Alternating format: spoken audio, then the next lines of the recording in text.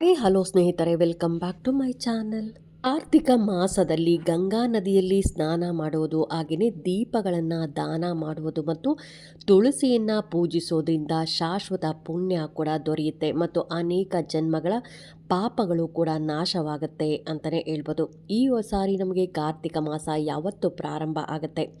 ಇನ್ನು ಕಾರ್ತಿಕ ಮಾಸದಲ್ಲಿ ಒಂದು ದಿನವಾದರೂ ಕಾರ್ತಿಕ ಸೋಮವಾರದ ದಿನದಂದು ನಾವು ಶಿವನಿಗೆ ತೆಂಗಿನಕಾಯಿಯ ದೀಪಾರಾಧನೆ ಮಾಡೋದ್ರಿಂದ ಅದೃಷ್ಟ ಅನ್ನೋದು ಒಲಿದು ಬರುತ್ತೆ. ಹಾಗಾಗಿ ನಾವು ಯಾವ ರೀತಿಯಾಗಿ ದೀಪಾರಾಧನೆ ಮಾಡಬೇಕು ಅಂತ ಕೂಡ ತಿಳಿಸ್ಕೊಡ್ತಾ ಇದ್ದೀನಿ. ಆಶ್ವೀಜ ಮಾಸದ ಅಮಾವಾಸ್ಯೆಯ ಮರುದಿನ ಕಾರ್ತಿಕ ಮಾಸ ಪ್ರಾರಂಭ ಆಗುತ್ತೆ. ಅಂದರೆ 2025ರ ಕಾರ್ತಿಕ ಮಾಸವನ್ನು ನಾವು ಅಕ್ಟೋಬರ್ 22ರಂದು ಬುಧವಾರದ ದಿನದಂದು ಕಾರ್ತಿಕ ಮಾಸ ಪ್ರಾರಂಭ ಆಗುತ್ತೆ.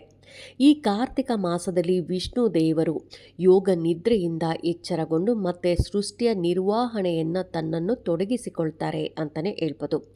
ಈ ಮಾಸದಲ್ಲಿ ವಿಷ್ಣು ದೇವರೊಂದಿಗೆ ಪಾರ್ವತಿ ದೇವಿಯನ್ನು ಪೂಜಿಸೋದ್ರಿಂದ ಆರೋಗ್ಯ ಮತ್ತು ಸಮೃದ್ಧಿ ಅನ್ನೋದು ದೊರೆಯುತ್ತೆ. ಇನ್ನು ಕಾರ್ತಿಕ ಮಾಸದಲ್ಲಿ ಯಾವೆಲ್ಲ ದೀಪಗಳನ್ನು ನಾವು ಮನೆಯಲ್ಲಿ ಬೆಳಗೋದ್ರಿಂದ ನಮ್ಮ ಕಷ್ಟಗಳು ದೂರವಾಗುತ್ತೆ ಅಂತ ಕೂಡ ತಿಳಿಸ್ಕೊಡ್ತಾ ಇದ್ದೀನಿ. ಕಾರ್ತಿಕ ಮಾಸದಲ್ಲಿ ಈ ದೀಪಗಳನ್ನು ಮನೆಯಲ್ಲಿ ಬೆಳಗಿದ್ರೆ ಮತ್ತು ಈ ಸ್ತೋತ್ರವನ್ನು ಕೇಳಲು ನೀವು ಪ್ರಾರಂಭ ಮಾಡಿದ್ರೆ ಸಾಕು, ದಾರಿದ್ರ್ಯ ದೋಷಗಳಿಂದ ಮುಕ್ತರಾಗಿ ಪರಮೇಶ್ವರನ ಅನುಗ್ರಹ ಕೂಡ ಪ್ರಾಪ್ತಿಯಾಗತ್ತೆ. ಅಲ್ಲೆಲ್ಲ ಕಳೆದು ಐಶ್ವರ್ಯ ನೆಮ್ಮದಿ ಸಿಗಲು ಪ್ರಾರಂಭ ಆಗುತ್ತೆ. ಇನ್ನು ಈ ಮಾಸದಲ್ಲಿ ಯಾವೆಲ್ಲ ದೀಪಗಳನ್ನು ಬೆಳಗಬೇಕಂತ ಕೂಡ ತಿಳಿಸ್ಕೊಡ್ತಾ ಇದ್ದೀನಿ. ಇನ್ನು ಮಾಸಗಳಲ್ಲಿ ಶ್ರೇಷ್ಠವಾದ ಯಾವ ಮಾಸ ಅದು ಅನ್ನೋದಾದರೆ ಕಾರ್ತಿಕ ಮಾಸ. ಅದರಲ್ಲೂ ನಮಗೆ ವಿಷ್ಣು ಹಾಗೂ ಶಿವನಿಗೆ ಪ್ರಿಯವಾಗುವ ಪರಮ ಪವಿತ್ರ ಮಾಸ ಇದಾಗಿರುತ್ತೆ. ಈ ಮಾಸದಲ್ಲಿ ಕೆಲವು ವಿಶೇಷ ದೀಪಗಳನ್ನು ಮನೆಯಲ್ಲಿ ಬೆಳಗಿಸೋದ್ರಿಂದ ದಾರಿದ್ರ್ಯ ದೂರವಾಗುತ್ತೆ. ದೇವರ ಕೃಪೆಯಿಂದ ನೀವು ಅಂದುಕೊಂಡ ಕೆಲಸಗಳು, ಕೋರಿಕೆಗಳು ನೆರವೇರಿ ಅದೃಷ್ಟ ಐಶ್ವರ್ಯ ಅನ್ನೋದು ಲಭಿಸುತ್ತೆ. ನಿಮಗೆ ಎಷ್ಟೇ ಕಷ್ಟವಿರಲಿ ಈ ಮಾಸದಲ್ಲಿ ಸಂಜೆ ಸಮಯದಲ್ಲಿ ದೇವರ ಮುಂದೆ ದೀಪ ಬೆಳಗಿಸಿದ ಮೇಲೆ ದಾರಿದ್ರ್ಯ ದಹನ ಸ್ತೋತ್ರವನ್ನು ಹೇಳಿ ಈ ಕಾರ್ತಿಕ ಮಾಸದಿಂದಲೇ ಈ ಸ್ತೋತ್ರ ಕೇಳಲು ಪ್ರಾರಂಭಿಸಿದ್ರೆ ಸಾಕು, ಜೀವನದಲ್ಲಿ ಚಮತ್ಕಾರಗಳು ನಡೆಯಲು ಪ್ರಾರಂಭ ಆಗುತ್ತೆ ಅಂತಲೇ ಹೇಳ್ಬೋದು. ಅದಕ್ಕೋಸ್ಕರನೇ ಈ ಮಾಸವನ್ನು ತುಂಬ ಶ್ರೇಷ್ಠವಾದ ಮಾಸ ಅಂತ ಕೂಡ ಹೇಳ್ತಾರೆ. ಇನ್ನು ನೀವು ಯಾವುದೇ ಕೆಲಸಕ್ಕೆ ಕೈ ಹಾಕಿದ್ರೂ ಏಳಿಗೆ ಇಲ್ಲ, ಸಾಲಗಳು ತೀರ್ತಾ ಇಲ್ಲ, ಅನಾರೋಗ್ಯ ಹೆಚ್ಚಾಗಿದೆ, ಉದ್ಯೋಗ ಇಲ್ಲ, ವಿದ್ಯೆ ಇಲ್ಲ, ಮದುವೆ ಆಗ್ತಾ ಇಲ್ಲ ಅನ್ನೋರು ತುಂಬಾ ಸಮಸ್ಯೆಗಳಿಂದ ಬಳಲ್ತಾ ಇದ್ದೀನಿ, ನಾನು ಏನೇ ದುಡಿದ್ರೂ ನನ್ನ ಕೈಯಲ್ಲಿ ದುಡ್ಡು ನಿಲ್ತಾ ಇಲ್ಲ, ಮನೆಯಲ್ಲಿ ಜಗಳಗಳು ಗಲಾಟೆಗಳು ತುಂಬಾ ಜಾಸ್ತಿ ಆಗಿದೆ ಅನ್ನೋರು ಕೂಡ ನೀವು ಈ ಸ್ತೋತ್ರವನ್ನು ಕೇಳೋದ್ರಿಂದ, ಅದರಲ್ಲೂ ನಮಗೆ ಕಾರ್ತಿಕ ಮಾಸದಲ್ಲಿ ಈ ಸ್ತೋತ್ರವನ್ನು ಕೇಳಿದ್ರೆ ಸಾಕು, ಮತ್ತು ನಿಂಬೆ ಹಣ್ಣಿನ ದೀಪಾರಾಧನೆ ಆಗ್ಬೋದು, ತೆಂಗಿನಕಾಯಿಯ ದೀಪಾರಾಧನೆ ಆಗ್ಬೋದು, ನಲ್ಲಿಕಾಯಿ ದೀಪಾರಾಧನೆ ಜೊತೆಗೆ ಮಣ್ಣಿನ ದೀಪಾರಾಧನೆ ಆಗ್ಬೋದು, ಅಥವಾ ನೀವು ಬೆಲ್ಲದ ಅಚ್ಚಿನ ದೀಪಾರಾಧನೆ ಮಾಡೋದ್ರಿಂದ ನಿಮ್ಮ ಎಲ್ಲ ಕಷ್ಟಗಳಿಗೂ ಮುಕ್ತಿ ಸಿಗುತ್ತೆ ಅಂತಲೇ ಹೇಳ್ಬೋದು. ದೇವಸ್ಥಾನಕ್ಕೆ ಹೋಗಿ ಕೂಡ ದೀಪ ಹಚ್ಬೋದು. ದೇವಸ್ಥಾನಕ್ಕೆ ಹೋಗೋಕ್ಕಾಗಲ್ಲ ಅನ್ನೋರು ನೀವು ಶಿವ ಪಾರ್ವತಿಯರ ಫೋಟೋ ಮುಂದೆ ಮನೆಯಲ್ಲೇ ಕೂಡ ನೀವು ಈ ರೀತಿಯಾಗಿ ದೀಪ ಹಚ್ಚಿದ್ರೆ ಸಾಕು ಸ್ನೇಹಿತರೆ. ಇದೇ ದೀಪ ಹಚ್ಚಬೇಕು ಅಂತಿಲ್ಲ, ನಿಮ್ಮ ಕೈಲಾದರೆ ಯಾವ ದೀಪ ಬೇಕಾದರೂ ಹಚ್ಬೋದು. ಅಂದರೆ ಮಣ್ಣಿನ ದೀಪ ಹಚ್ಬೋದು, ತೆಂಗಿನಕಾಯಿ ದೀಪ ಹಚ್ಬೋದು, ಹಾಗೆಯೇ ನೀವು ಬೆಲ್ಲದ ಹಚ್ಚಿನ ದೀಪ ಹಚ್ಬೋದು, ತುಪ್ಪದ ಆರತಿಯ ದೀಪ ಹಚ್ಬೋದು. ಈ ರೀತಿಯಾಗಿ ನೀವು ಯಾವುದೇ ಥರದ ದೀಪಗಳನ್ನು ಹಚ್ಚಿದ್ರೂ ಕೂಡ ನಿಮ್ಮ ಎಂತಹ ಕೋರಿಕೆಗಳಿದ್ರೂ ಕೂಡ ಅವು ನೀವು ಕಾರ್ತಿಕ ಮಾಸ ಮುಗಿಯೋದ್ರ ಒಳಗಡೆ ನಿಮ್ಮ ಎಲ್ಲ ಕೋರಿಕೆಗಳು ಕೂಡ ನೆರವೇರುತ್ತೆ ಅಂತಲೇ ಹೇಳ್ಬೋದು. ಅಥವಾ ನೀವು ಕಾರ್ತಿಕ ಮಾಸದಲ್ಲಿ ದೇವಾಲಯಗಳಲ್ಲೂ ಕೂಡ ದೀಪಾರಾಧನೆ ಮಾಡ್ತಾ ಇರ್ತಾರೆ, ಅದು ತುಂಬಾ ಶ್ರೇಷ್ಠವಾದದ್ದು. ಅಲ್ಲೂ ಕೂಡ ಹೋಗಿ ನೀವು ದೀಪಾರಾಧನೆನ ಮಾಡ್ಬೋದು. ಅಂದರೆ ದೇವಸ್ಥಾನದಲ್ಲೂ ಹೋಗಿ ನೀವು ದೀಪಾರಾಧನೆ ಮಾಡ್ಬೋದು. ಮನೆಯಲ್ಲೂ ಕೂಡ ವಿಶೇಷವಾಗಿ ನೀವು ಬೆಳಗರೆ ಸಾಕು, ಪ್ರತಿನಿತ್ಯ ಕೂಡ ನೀವು ದೀಪಾರಾಧನೆ ಮಾಡ್ಬೋದು. ಪ್ರತಿನಿತ್ಯ ದೀಪಾರಾಧನೆ ಮಾಡೋಕ್ಕಾಗಲ್ಲ ಅನ್ನೋರು ಸೋಮವಾರದ ದಿನ ಕೂಡ ನೀವು ಈ ರೀತಿಯಾಗಿ ದೀಪಾರಾಧನೆನ ಮಾಡಬೇಕಾಗತ್ತೆ. ತೆಂಗಿನಕಾಯಿ ದೀಪಾರಾಧನೆನ ನಾವು ಯಾವ ರೀತಿಯಾಗಿ ಮಾಡಬೇಕು ಅಂತ ಕೂಡ ತಿಳಿಸ್ಕೊಡ್ತಾ ಇದ್ದೀನಿ.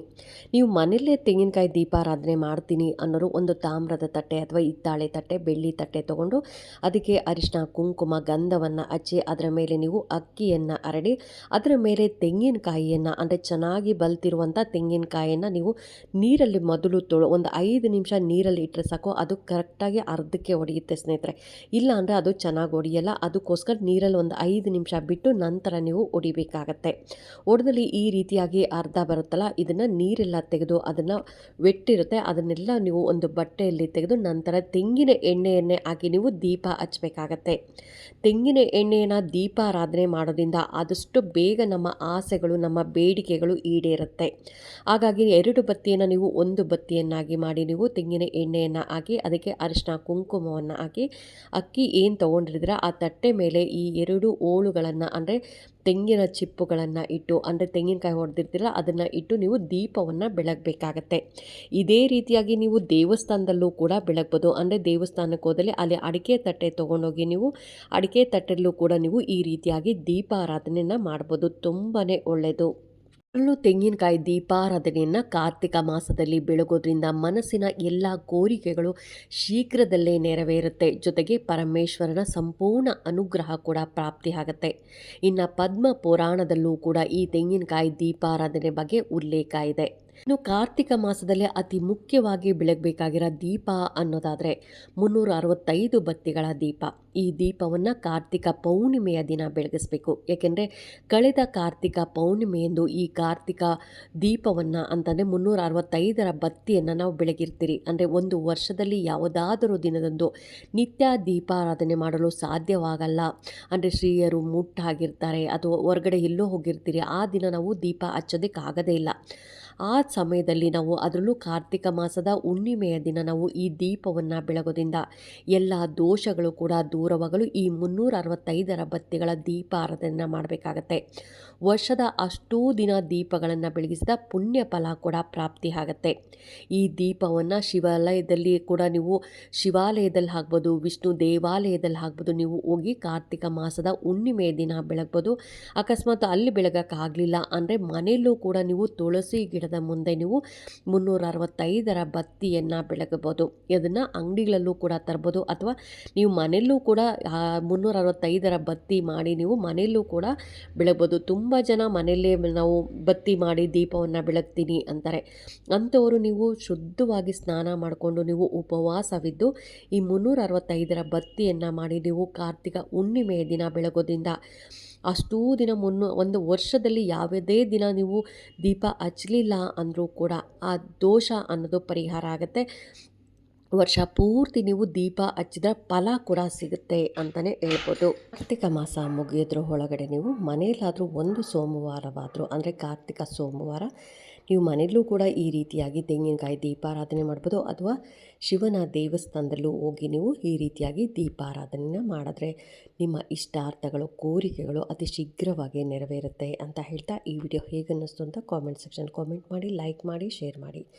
ಇನ್ನೂ ನನ್ನ ಚಾನಲ್ಗೆ ಯಾರೆಲ್ಲ ಸಬ್ಸ್ಕ್ರೈಬ್ ಮಾಡಿದೆ ಹಾಗೇ ನೋಡ್ತಾ ಇದ್ದರೆ ಎಲ್ಲರೂ ಸಬ್ಸ್ಕ್ರೈಬ್ ಮಾಡ್ಕೊಳ್ಳಿ. ಪಕ್ಕದಲ್ಲಿರುವಂಥ ಬೆಲ್ ಐಕಾನ್ ಪ್ರೆಸ್ ಮಾಡೋದ್ರಿಂದ ನಾನು ಹಾಕೋ ವೀಡಿಯೋಗಳೆಲ್ಲ ಬೇಗ ಬಂದು ತಲುಪುತ್ತೆ. ಈ ವಿಡಿಯೋಗೆ ಒಂದು ಲೈಕ್ ಕೊಡೋದನ್ನು ಮಾತ್ರ ಮಿಸ್ ಮಾಡಬೇಡಿ.